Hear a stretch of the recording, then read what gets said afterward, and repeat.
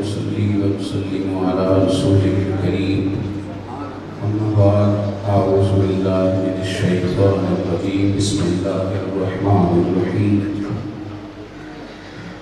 كما أرسلنا فيكم رسولا منكم يتلو عليكم آياتنا ويزكيكم صدق الله العظيم وصدق رسوله النبي الكريم إن الله وملائكته يصلون على النبي يا أيها الذين آمنوا صلوا عليه وسلموا تسليما الصلاة والسلام عليك يا سيدي يا رسول الله وعلى آلك وأصحابك يا سيدي يا حبيب الله اللهم صل على سيدنا ومولانا محمد معدن الجود والکرم وآلہ وصحبہ وبارک وسلم۔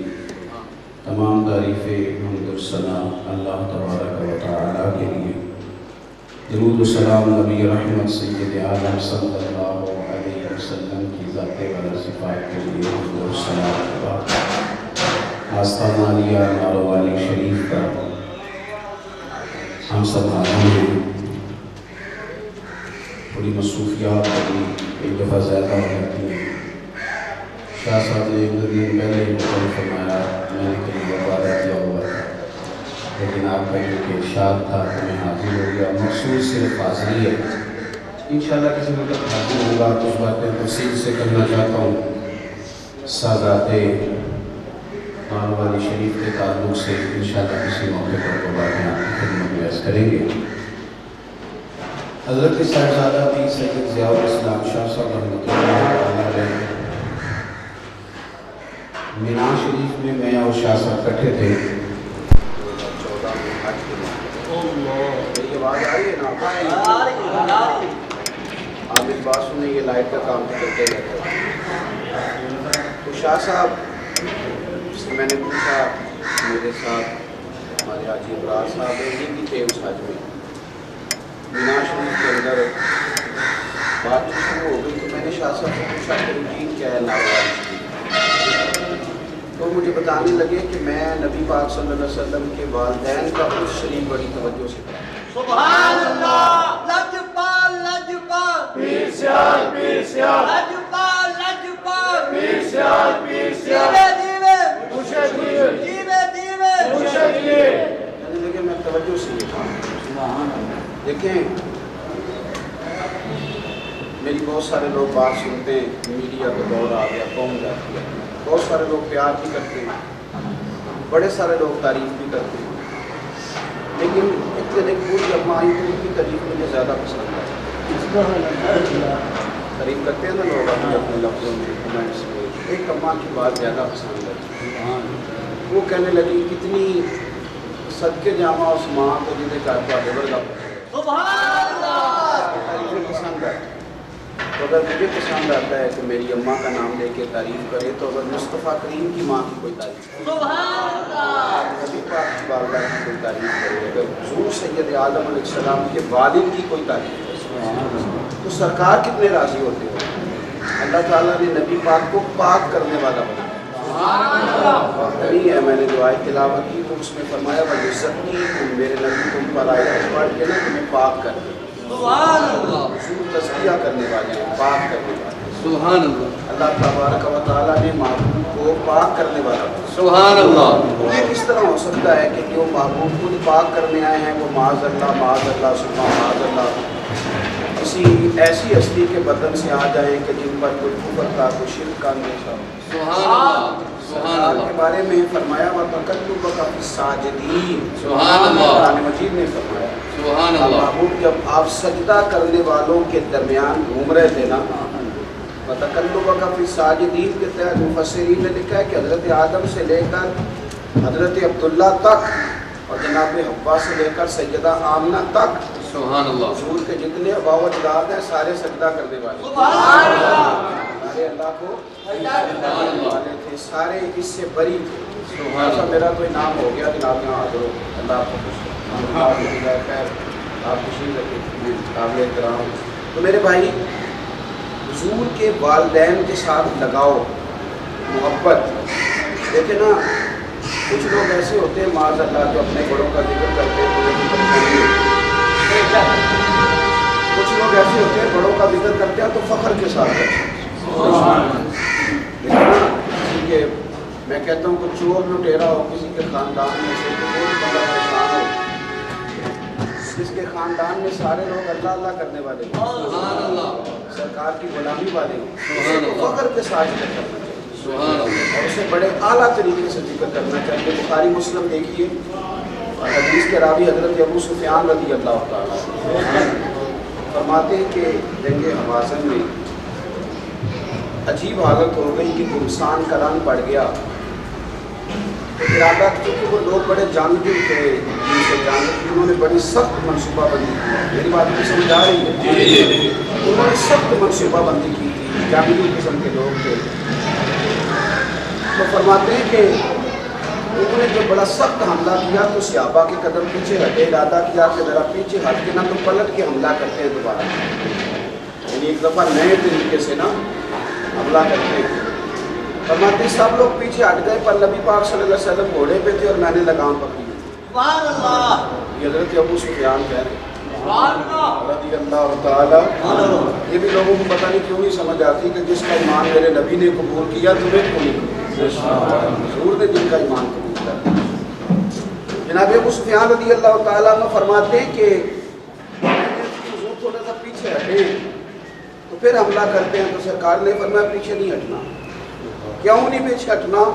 انا نبی لا کاذب، پیچھے اس لیے نہیں ہٹنا کہ میں نبی ہوں، بات یہ بھی سچی ہے، سچ، اور انا ابن عبد المطلب لا کاذب، بے میں شک، عبد المطلب کا پوتا ہوں، بات یہ بھی سچی ہے۔ بے شک، حیثیت نبی بھی میں پیچھے نہیں ہٹ سکتا اور عبد المطلب کی اولاد کا طریقہ بھی نہیں کہ پیچھے، لہٰذا میں پیچھے ہٹوں گا۔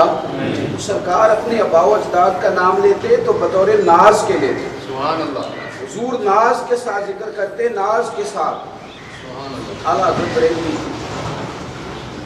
رحمۃ اللہ علیہ نا فتاوی رسولہ میں کسی نے سوال پوچھا اعلیٰ حضرت سے کہ سید کو زکوٰۃ لگ جاتی ہے، تو آپ نے اس کا تفصیل سے جواب لکھا کہ نہیں لگتی، دلائل، پھر آگے خود اپنی مرضی سے لکھا، اس کا جواب تو مکمل ہو گیا نا، توجہ ہے میری بات پر؟ میں نے کہا میں حاضری لگوانے آیا ہوں، تو کسی مینوں حاضری تے لگوان دیو نا، میں حاضری تے لگا دے تسی موبائل تے لگے ہو، اللہ تو ہم خوش رکھے۔ آپ میری بات پہ توجہ کریں، اور جلسہ بڑا چھوٹا نہیں ہوتا، یہ تو دیکھتے ہیں کہ نسبت کتنی بڑی۔ بے شک، آپ توجہ کریں، نبی کریم صلی اللہ تعالیٰ علیہ وآلہ وسلم کے بارے میں، حضور کی اولاد کے بارے میں پوچھا گیا کہ اعلیٰ حضرت بتائیں کہ سید کو زکوٰۃ لگ جاتی ہے، تو سوال اتنا تھا تو جواب بھی اتنا تھا کہ نہیں لگتی، بات ختم ہو گئی۔ تو آپ نے وہ جواب تفصیل کے ساتھ لکھ دیا۔ اب جواب لکھنے کے بعد نا آگے اپنی مرضی سے لکھتے ہیں اعلیٰ حضرت، فرماتے ہیں یار تمہیں سید کو زکوٰۃ ضرور دینی ہے، بے شک، فرماتے ہیں اپنا طیب اور طاہر مال جو تم نے کمائی کی ساری بات نہیں نا ہوتی اللہ ماشاء اللہ، فرمایا جو تمہاری جائز اور پاک اور طیب کمائی ہے نا اس میں سے ہدیہ لے کے جاؤ اور سید کو جا کے پیش کرو۔ سبحان اللہ، اور آپ نے حدیث لکھی ہے، حدیث اس حدیث کو آپ نے یاد رکھنا، ابن اساکر اور کنز المال کے حوالے سے اعلیٰ حضرت نے فتاوی رضیہ قدس میں حدیث لکھی ہے، نبی پاک صلی اللہ علیہ وسلم نے ان لفظوں کے ساتھ، اور ایک اور بات بڑی مزے کی، اس حدیث کے راوی امیر المومنین حضرت عثمان غنی ہیں، سبحان اللہ، حضرت عثمان غنی رضی اللہ تعالیٰ عنہ فرماتے ہیں کہ نبی پاک صلی اللہ علیہ وسلم فرماتے ہیں کہ جس نے عبد المطلب کی اولاد کے ساتھ نہیں، بے سبحان شک، اللہ، دیکھیں بات کہاں سے شروع ہے، کیا بات ہے، فرمایا جس نے عبد المطلب کی اولاد کے ساتھ نیکی کی، حضور فرماتے ہیں جب وہ قیامت میں مجھ سے ملے گا تو میں خود اسے صلہ عطا کروں گا، سبحان اللہ، جب وہ مجھ سے قیامت میں ملے گا تو میں خود صلہ۔ آپ نے سمجھی نہیں نا بات، آپ نے سمجھی نہیں، ذرا سمجھے تو صحیح، اعلیٰ حضرت آگے چل کے نہ سمجھاتے ہیں، فرماتے ہیں صلہ تو انشاءاللہ سرکار دے گے ہی اور کرم بڑا ہوگا، لیکن فرمایا یہی بڑی بات نہیں کہ حضور نے فرمایا جو عبد المطلب کی اولاد سے نیکی کرے مجھ سے ملے گا، بے شک، بے شک، یہ بہت بڑا صلہ نہیں مصطفیٰ کی اولاد، یہی بہت بڑا صلہ نہیں، سبحان اللہ، حضور کے آباء و اجداد نبی پاک صلی اللہ علیہ وسلم۔ دیکھیں کبھی بھی کسی شخص کو اسلام کے اندر نسب پر تانا دینا کیوں منع ہے؟ اسلام نے منع ہے کہ آپ کسی کے نسب پر تان نہیں کر سکتے. توجہ ہے میری بات؟ آپ یہ نہیں کہہ سکتے تیرا ابا کس طرح کا تھا، تیری اماں اس طرح کی تھی، تیرا فلانا. نسب پر تان کرنا دین میں منع ہے. اگر عام آدمی کے نسب پر تان کرنا منع ہے تو وہ کتنا بدبخت ہے جو میرے نبی کے والدین کے بارے میں ایک اچھی بات ہے. سبحان اللہ. کتنا بدبخت ہے جو یہ بات کرتا ہے حضور کے بارے میں. تو سرکار کی والدہ ماجدہ پتہ ہے حضور نے کیا فرمایا؟ الحاوی فتاوی میں امام سیوطی نے لکھا ہے. پتہ ہے سرکار نے کیا فرمایا؟ سرور کائنات صلی اللہ علیہ وسلم فرماتے ہیں صحابہ کو نماز پڑھانے حضور آئے نا تو سب صحابہ اٹھ کے کھڑے ہو گئے. بہت بڑا اجتماع تھا، کھڑے ہو گئے لوگ. نبی پاک صلی اللہ علیہ وسلم کی آنکھوں میں آنسو آ گئے. یا رسول اللہ کیوں روئے؟ تو حضور فرمانے لگے آج تم سب کھڑے ہو گئے ہو اور میرا یہ اللہ نے اعزاز بنایا ہے تو آج مجھے نا اپنی ماں کی یاد آ گئی. مجھے اپنی ماں کی یاد آ گئی. سیوطی نے لکھا ہے کیا معاذ اللہ ثم معاذ اللہ کسی غیر مسلم کے بارے میں بھی اس طرح کے حضور تاثرات دے سکتے ہیں؟ فرمایا مجھے اپنی ماں کی یاد آئی ہے. فرمایا آج میرے دل میں خیال آیا ہے کہ میری ماں نے تو گویا وہ وقت دیکھا تھا نا جب میں چھوٹا تھا، تن پر کپڑے بھی ظاہر پورے نہیں تھے، کاش آج میری اماں موجود ہوتی. سبحان اللہ. وہ فرماتے ہیں میں تمہیں نماز پڑھانے آتا اور میں سورۃ فاتحہ پڑھ لیتا. بس توجہ کریں جی، بات تو مکمل ہو گئی، اس کو رہنے دیں.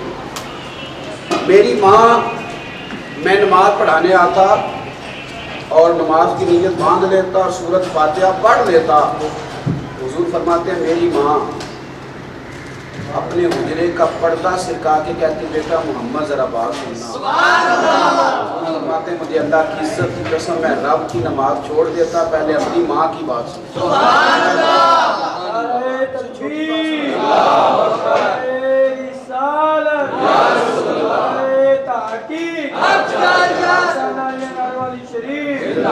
سمجھنے کا کام یہ ہے کہ ہمیں دراصل پتہ ہے یہ ہمارے شاہ صاحب زیادہ سخت اصول سے عقیدے ہیں. سختی آپ سمجھے نا. میری ماں کو جو برا کہے، میری ماں کو ساری زندگی چاچیوں سے اختلاف کیوں رہتے ہیں، شریکوں سے اختلاف کیوں رہتے ہیں کہ ہماری اماں سے نہیں بنتی. سبحان اللہ. میری بات کو سمجھ لگتی ہے کہ نہیں؟